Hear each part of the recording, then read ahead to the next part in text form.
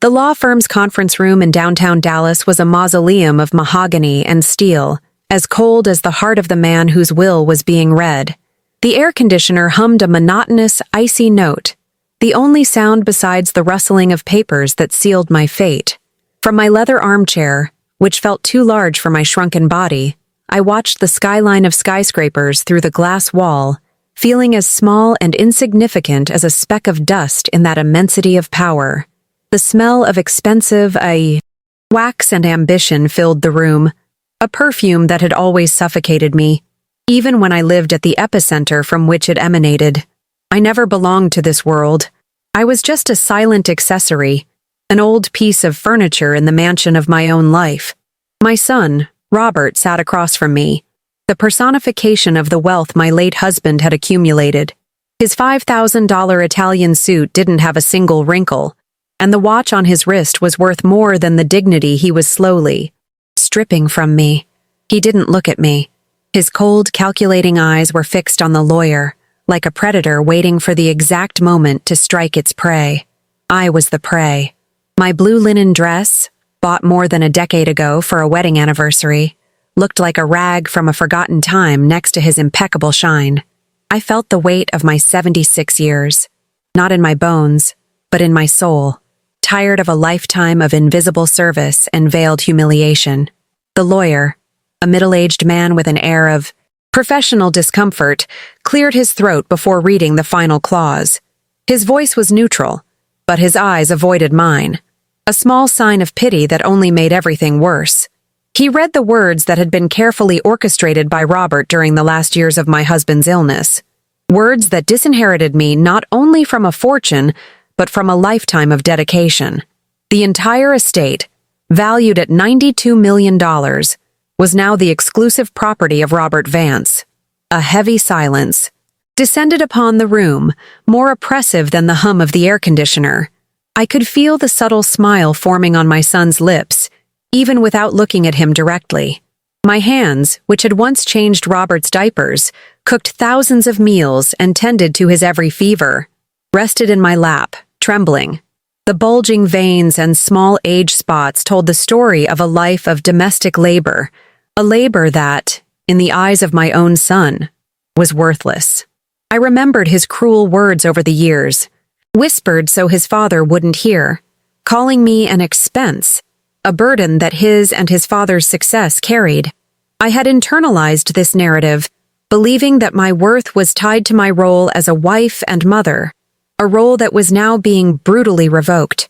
The lawyer, visibly embarrassed by the implicit cruelty of the document, made one last attempt at formality. "Mr. Vance, the will makes no provision for your mother, Mrs. Eleanor Vance. Is there any private agreement that should be recorded?" he asked, his voice a little lower, as if to soften the blow he knew was coming. It was at that moment that Robert finally turned to me. The contempt in his eyes was a physical force, something that pushed me further into the armchair, stealing the little air I had in my lungs. That look was not from a son to a mother. It was that of a conqueror to a defeated territory. Then he uttered the sentence that would become the ground zero of my ruin and, unbeknownst to me, of my unlikely resurrection. With a cruel, disdainful smile, he said loud and clear for everyone in the room to hear, "Don't expect a penny of Dad's money. He and I knew who really worked for it. You are not a part of that." The words were not shouted, but spoken with a cutting calm, each syllable a sharp blade piercing what was left of my heart. The humiliation was not just financial, it was existential. He wasn't just denying me money. He was erasing my history, my contribution, my value as a human being. A silent collapse took over me. There were no tears, no scream, just a cold emptiness that spread from my chest to every extremity of my body. The world around me lost its sound, its color, its shape. I saw the lawyer's lips move, but I heard nothing. I felt the cold leather of the armchair against my back, but my body was numb. The pain was so immense it became absence, a black hole where, moments before, there had been a woman, a wife, a mother. I was reduced to nothing by the greed of the one person in the world I should have been able to count on. The public humiliation was the final layer of cruelty. Robert wanted witnesses. He wanted the lawyer, his secretary, the world, to know that I was useless, a discarded appendage. His gaze lingered on me for a moment longer, savoring his victory, before turning to the lawyer to discuss the next bureaucratic steps of his new, vast wealth. I was a forgotten footnote in the document of his life, and he had just turned the page. That moment defined the poverty of his soul in a way that no amount of money could ever hide. If this story has touched your heart in any way, please consider subscribing to our channel and comment with the city you're watching from. Knowing we have your company on this journey means the world to us. I gathered a strength I didn't know I possessed and stood up. My movements were slow, robotic. Each step towards the door of that room was a monumental effort. I didn't look back. I couldn't. If I saw Robert's triumphant face one more time, I feared the little dignity I had left would shatter on the polished marble floor. I just walked, feeling the gazes of pity and discomfort on my back, a heavy cloak of shame I didn't deserve to carry. The doorknob was cold under my trembling hand. As I opened the door, the sound of the real world returned in an overwhelming rush, but it seemed distant, muffled, as if I were underwater. I walked down the luxurious hallway, past works of art worth more than I had ever owned in my life. I was a ghost in that palace of glass and steel, invisible to the hurried people who passed me, absorbed in their own lives of importance and purpose. My purpose, it seemed, had just been officially extinguished. The elevator door opened, and I stepped into the mirrored cubicle. For the first time, I faced my own reflection. I saw an elderly woman with blue eyes wide with shock and pain. I saw the wrinkles on my face not as marks of a life well lived, but as a map of silent sorrows and long years of emotional neglect. Who was that woman? Where was the young girl who had married in love, who dreamed of building a happy family? She was buried under layers and layers of duty, silence, and finally, abandonment. When the elevator doors opened on the ground floor, the heavy, humid heat of Dallas hit me like a physical blow. The contrast with the artificially cold environment of the office was brutal. I stood on the busy sidewalk, the noise of traffic, and conversations around me forming a meaningless cacophony. I had nowhere to go. The house where I had lived for 50 years, where I raised my son, where I cared for my husband until his last breath, now belonged to Robert. I was literally on the street, with a purse containing a wallet, a handkerchief, and the ruins of a lifetime. I walked aimlessly through the hot streets of Dallas, a ghost amidst the bustle of life. Every skyscraper that pierced the sky seemed a monument to the wealth I had been denied. Every laugh I heard from a passerby was a stab to my desolate silence. The sun beat down on the asphalt, creating a mirage of shimmering water in the distance, as unreal as the future that stretched before me. I had no destination, no plan. The only thing I possessed was the throbbing pain in my chest and Robert's words, echoing in my mind like a cruel mantra. You are not a part of that. He was right. I wasn't part of his world, and now, it seemed, I wasn't part of any world at all. The reality of my situation began to seep through the fog of my shock. The house, my home for 5 decades, the only place in the world that was truly mine, no longer belonged to me. Every flower pot in the garden, every book on the shelf, every photograph on the wall, they were now Robert's, to dispose of as he wished. And I knew how he would dispose of them. He would erase every trace of my existence with the same cold efficiency with which he had erased me from his heart and his father's will. The thought of not having a bed to sleep in tonight was an abstract fear, but the thought of not having a home was a deep, concrete wound. It was then that I saw it. On a side street, squeezed between a modern office building and a pawn shop, was a small café. Café de la Esperanza, read the faded wooden sign. Hope. The word seemed a bitter irony, but the place exuded a calm that drew me in. It was modest, almost invisible, a refuge from the aggressive opulence that surrounded me. With the few dollars I had in my purse, I decided to go inside. I didn't want coffee. I didn't want food. I just needed a chair, a moment to breathe and try to keep my world from completely falling apart. That small gesture, crossing that threshold, was the first step out of the abyss. The interior of the cafe was as warm as the exterior was modest. The smell of fresh coffee and cinnamon hung in the air, an aroma of comfort and simplicity. Dark wooden tables, slightly scratched from use, a counter with a few sweet pastries, and the soft light coming through a dusty window created a welcoming atmosphere. It was the exact opposite of the sterile conference room I had come from. I found a small table in the farthest corner, a place where I could shrink and be invisible. I sat down and closed my eyes, trying to find an anchor in the storm raging inside me. A young waitress approached my table. She couldn't have been more than 30. She had dark hair tied in a messy bun, dark circles under her eyes that spoke of long hours of work, but her brown eyes were incredibly kind and perceptive. She saw beyond the customer. She saw my pain. I noticed it in the way she slowed her pace as she approached, in the way her professional expression softened into one of genuine concern. She said nothing at first, just handed me a glass of water, her fingers brushing mine for an instant. A human touch that felt electrifying in my loneliness. I was about to ask to stay there for a few minutes, but before I could speak, she returned with a cup of hot steaming tea and a small sweet pastry on a plate. "It's on the house," she said softly, with a slight Spanish accent. "You look like you need something warm." And then she walked away, giving me space. That gesture, that small, insignificant act of kindness from a complete stranger, expecting nothing in return, was the thing that broke me. The dam I had built around my heart gave way, and the tears I hadn't shed in the law office began to roll, silent and hot, down my face. The tears were not of self-pity, but of an overwhelming and confusing emotion. I had just been discarded like trash by the person I loved most in the world, a son to whom I had dedicated my life and who had inherited $92 million. And now, a young immigrant woman who was clearly struggling to get by, offered me solace without asking for a single penny. That sharp contrast between the material wealth and spiritual poverty of Robert and the material poverty and spiritual wealth of that waitress was a lesson so profound it hurt.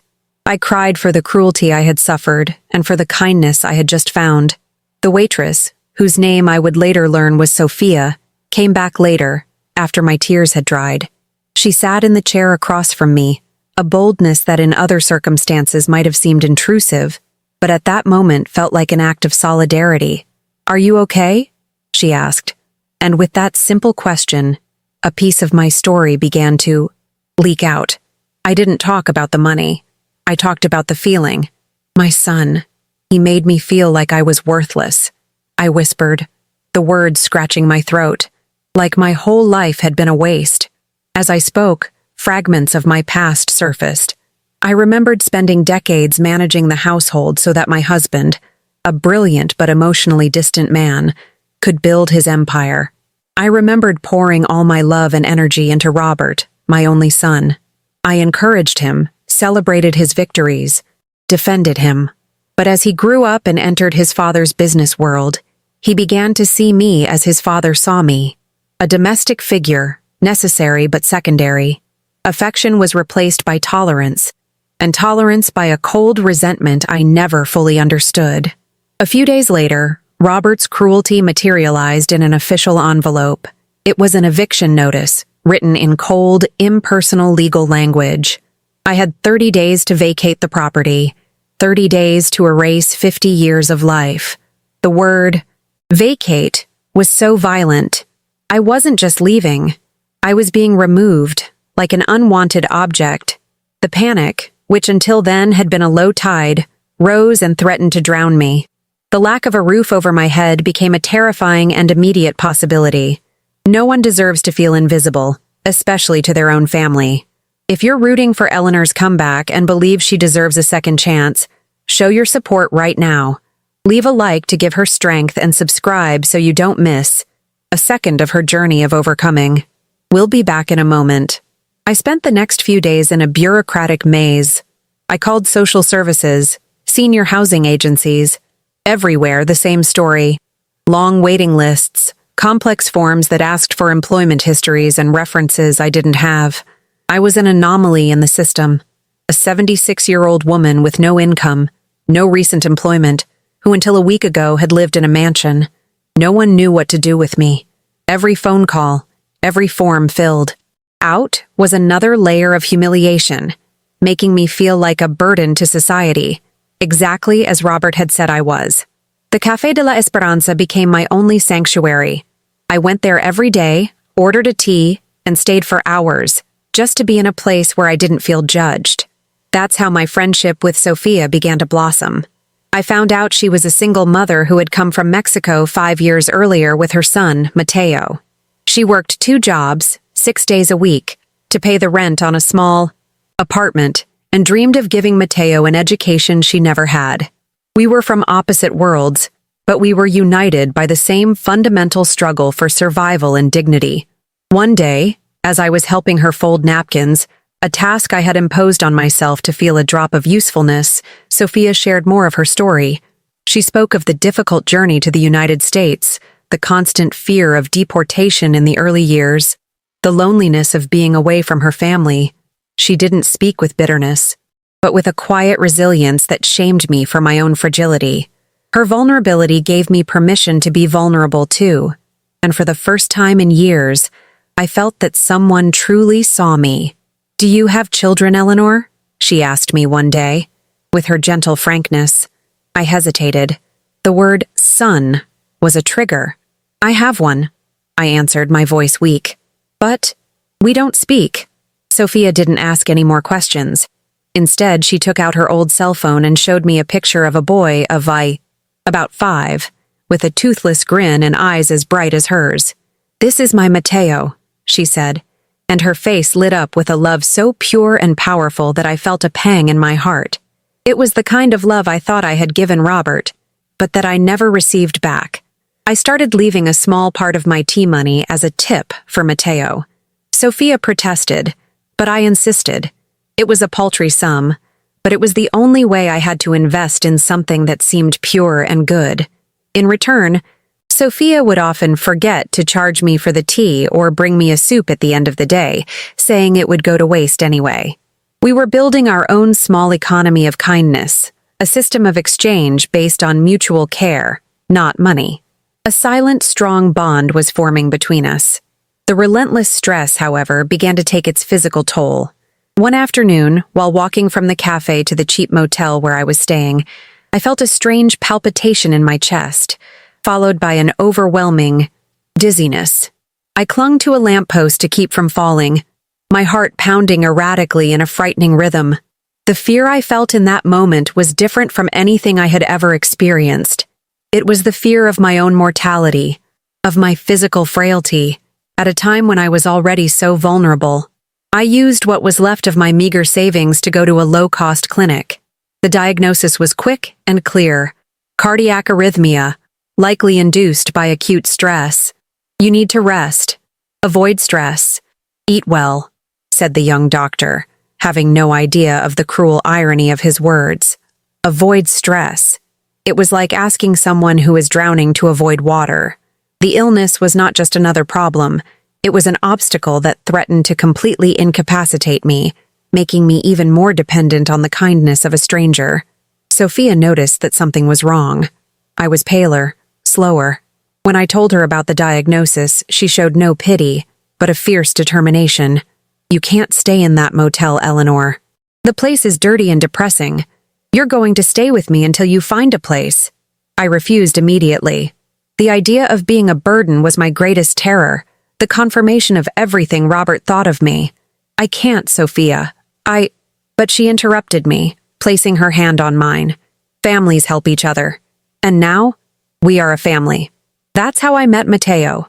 That night, when Sophia practically dragged me to her tiny apartment, the boy ran to the door. He looked at me with curiosity, not suspicion. Sophia said something to him in Spanish, and he then turned to me and, with a shy smile, asked, "Are you the grandma from the cafe?" Before I could answer, he hugged my legs. Grandma. The simple word, spoken with the innocence of a child, opened a floodgate of emotion in me, healing a wound I didn't even know was bleeding so deeply.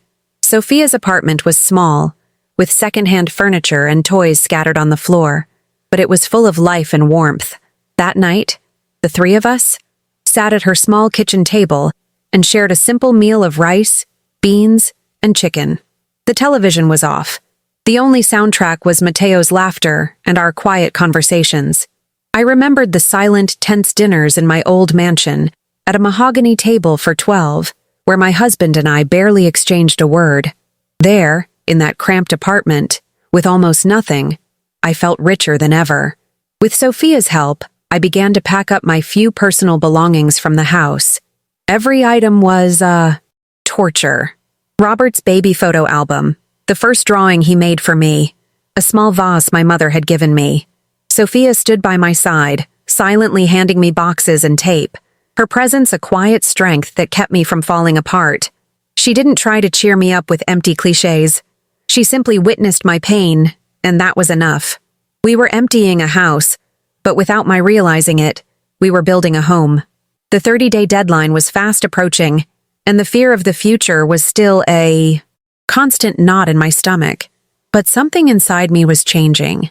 The fear of being a burden was slowly being replaced by a new understanding of what it meant to be strong.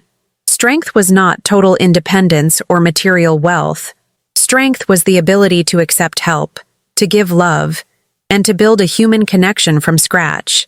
Looking at Sophia and Mateo, I realized that Robert's emotional poverty was his prison, not mine. I had lost a fortune, but I was finding something infinitely more valuable. The last day in the house was the hardest. The echo of my footsteps on the bare wooden floor was the only sound, a funereal rhythm for the life that had existed there.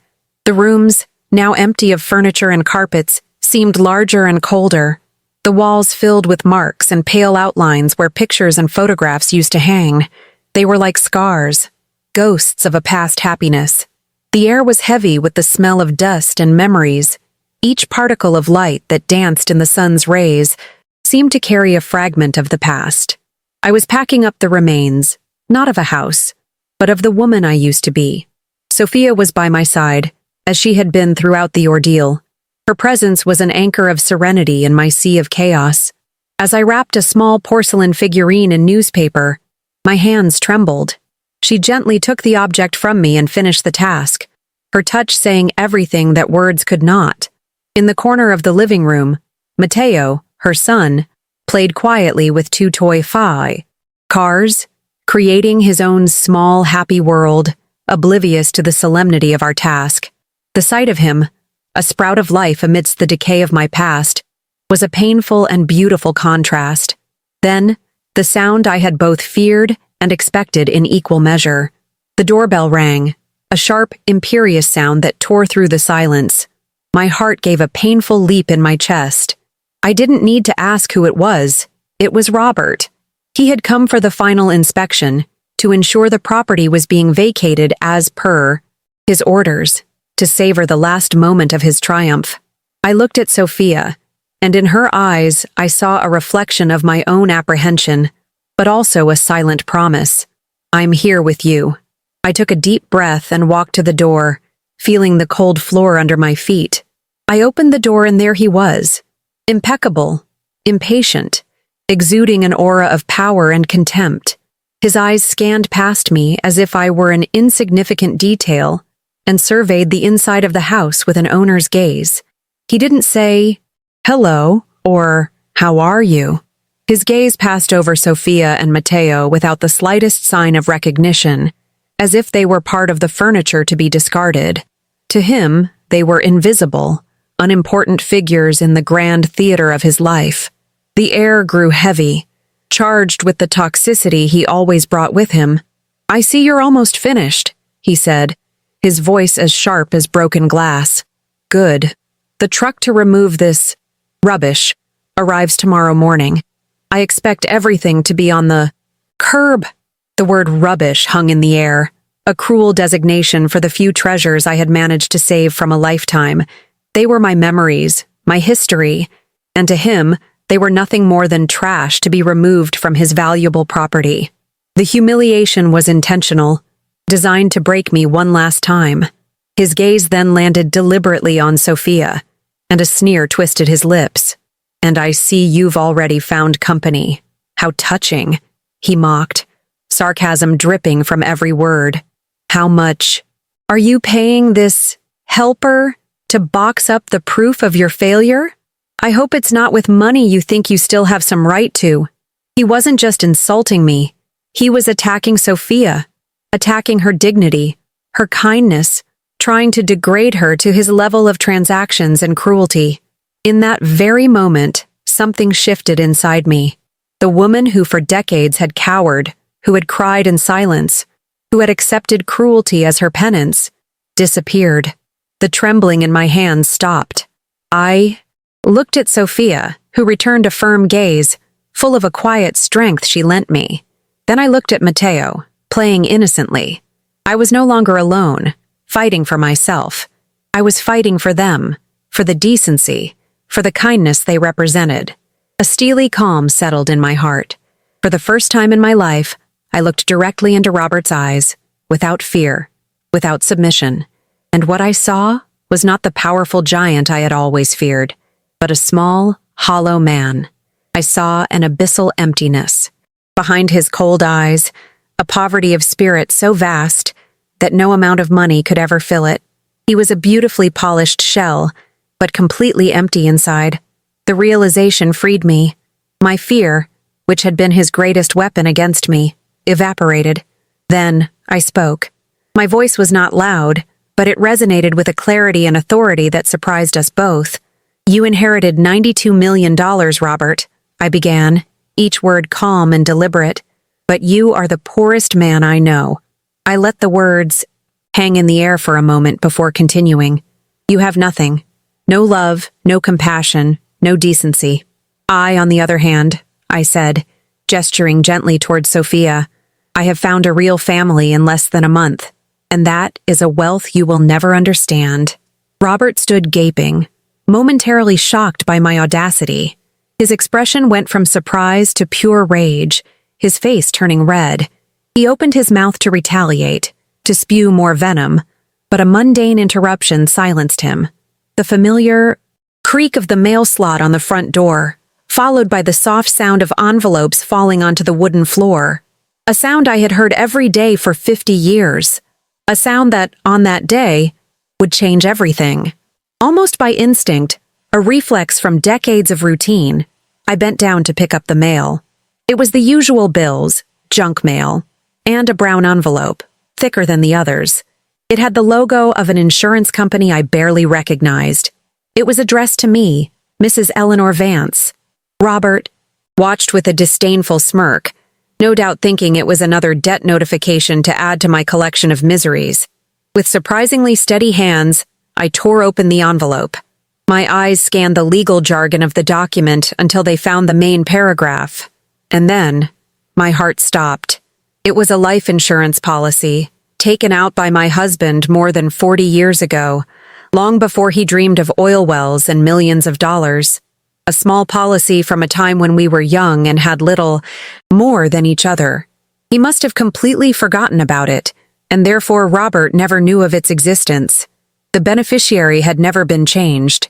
It was me, only me. The amount was not a fortune like Robert's, but to me, it was the world. $250,000.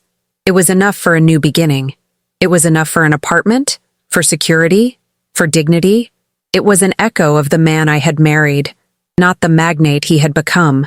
It was a message from a distant past, proof that once I was everything to him. Justice, delivered not by a court, but by forgetfulness. I lifted my eyes from the paper, but I didn't look at Robert.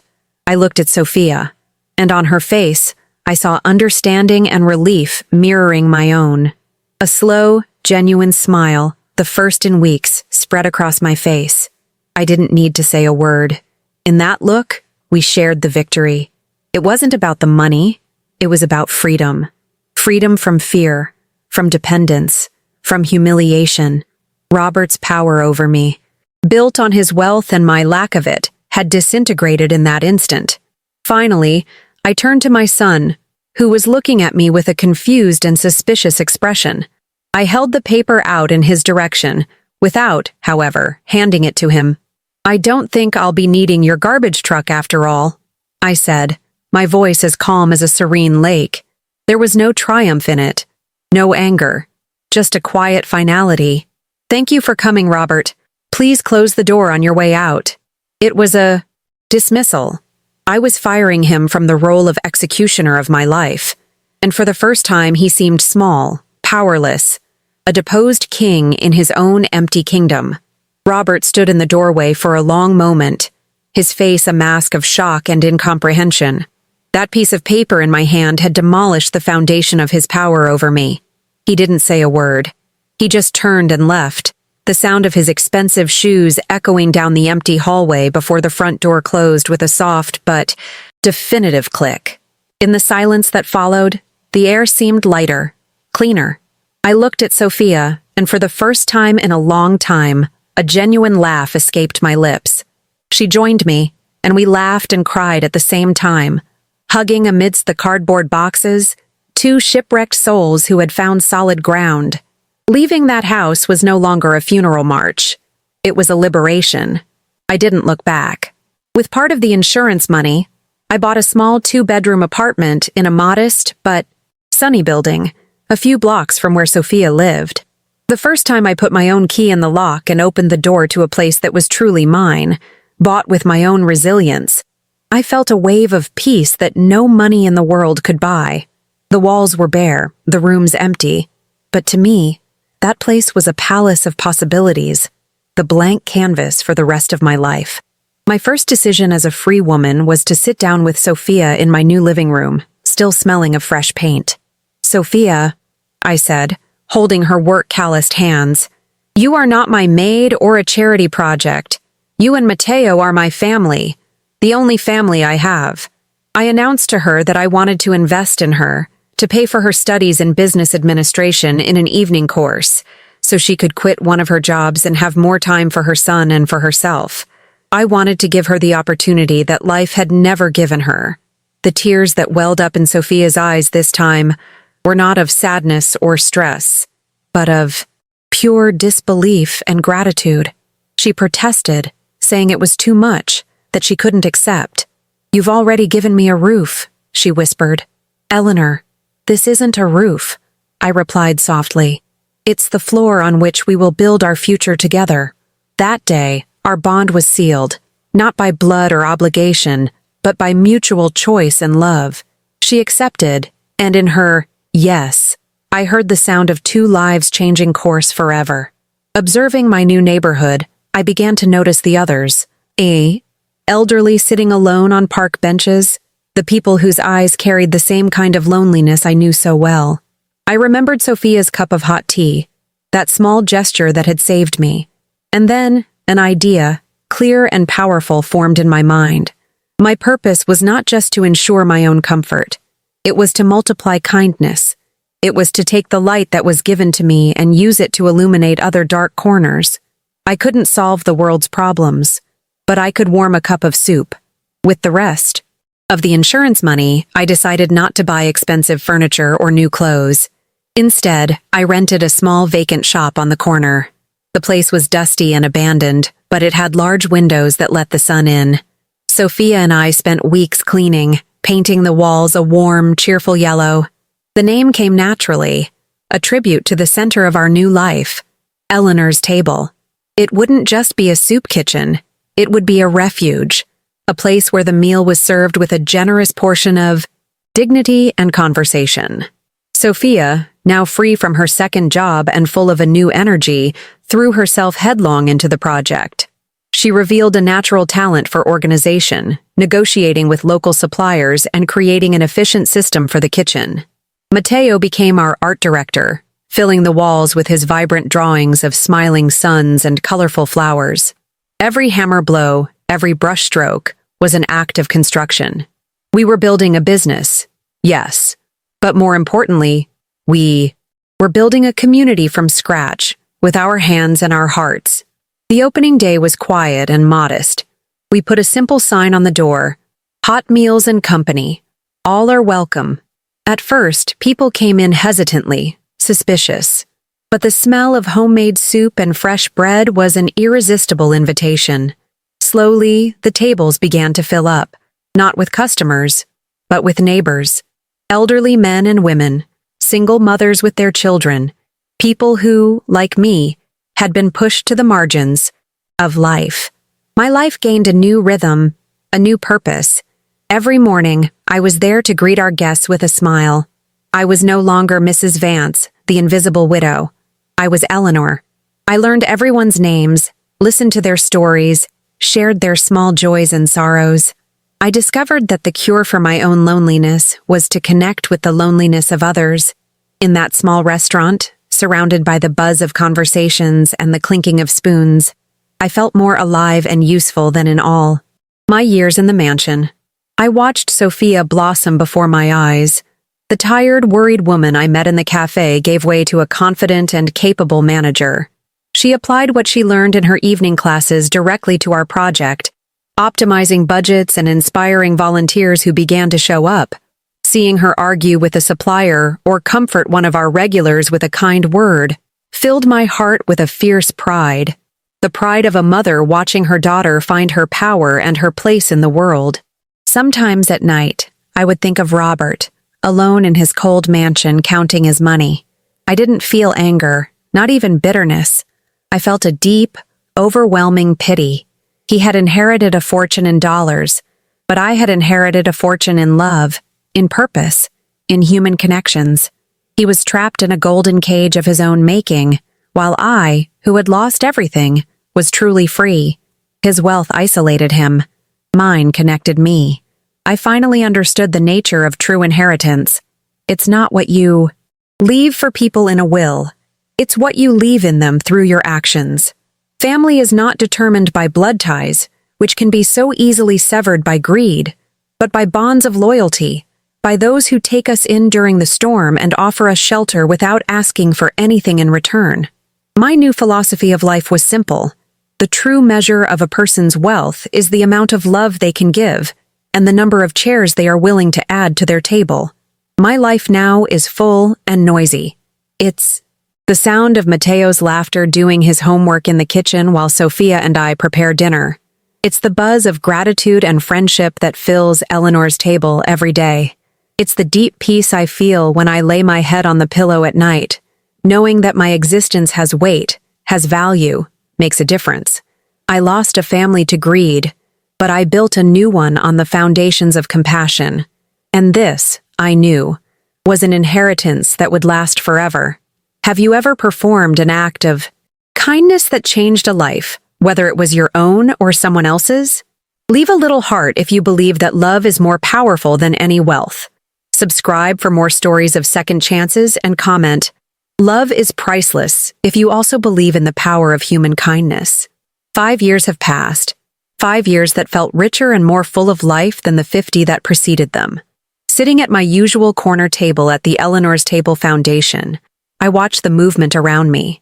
What started as a small corner shop now occupies twice the space, a vibrant community center known throughout Dallas. The smell of cornbread and beef stew is still the same, but now it mixes with the sound of dozens of conversations, children's laughter in our after-school tutoring program, and the organized work of a dedicated team of volunteers. I, at 81, no longer serve the tables, but I am the silent guardian of this safe harbor, a role that fills my days with a serene joy. I see Sophia across the hall. She is no longer the tired-eyed waitress who offered me tea. Today, she is the director of operations for the foundation. With her degree in business administration, which she earned with so much effort, she runs this place with a grace and efficiency that inspires everyone. She moves with confidence, solving a problem with a supplier 1 minute, and kneeling to tie a child's shoe the next. Her eyes, however, maintain the same deep kindness. She is living proof that human potential, when watered with opportunity and love, blossoms in extraordinary ways. The door opens, and a 10-year-old hurricane of energy rushes in. "Grandma!" shouts Mateo, his backpack swinging on his back. He runs to me and gives me a tight hug. the smell of the schoolyard and childhood enveloping me. He calls me Grandma, as naturally as he breathes, never knowing that our kinship was not written in blood, but in the heart. He tells me about his day at school, about the goal he scored in soccer, and then, on his own initiative, he grabs a plate and takes it to a newly arrived gentleman who looks lost. The cycle of kindness I see has already been planted in him. My cardiac arrhythmia is a distant memory, a ghost of a past life. My steps may be slower, and my hands more wrinkled, but my heart beats to a strong, steady rhythm, nourished by love and purpose. Surrounded by this family that I chose and that chose me, I feel radiant. It is not the cold gleam of the jewels I once wore, but a warmth that emanates from within, from a soul that has found its true home. I am not waiting for the end of life. I am living every minute of it, grateful for every soup served, for every smile exchanged. Last week, a volunteer left a newspaper on a table. My eyes were drawn to a small article in the business section. The headline was discreet. Robert Vance's fortune dwindles amid fraud allegations. I read that he was facing federal investigations, that his partners were abandoning him, that his vast inheritance was unraveling in legal fees and settlements. I felt no joy, not a shred of revenge. I felt only a deep, distant sadness for the boy I once loved, a man who built an empire on foundations of sand and now watched it all crumble. He had lost his fortune, but he had already lost his soul long before. My legacy will not be engraved on a marble tombstone with the Vance name. My legacy is here, in this noisy, warm-filled room. It is in Sophia's bright future, in Mateo's contagious laughter, in the hundreds of lives we have touched with a simple plate of food and a listening ear. True inheritance, I have learned, is not what we accumulate for ourselves, but what we build in the hearts of others. The chain of kindness that began with a cup of tea has become a river, and its waters will continue to flow long after I am gone. And that is the only immortality that matters.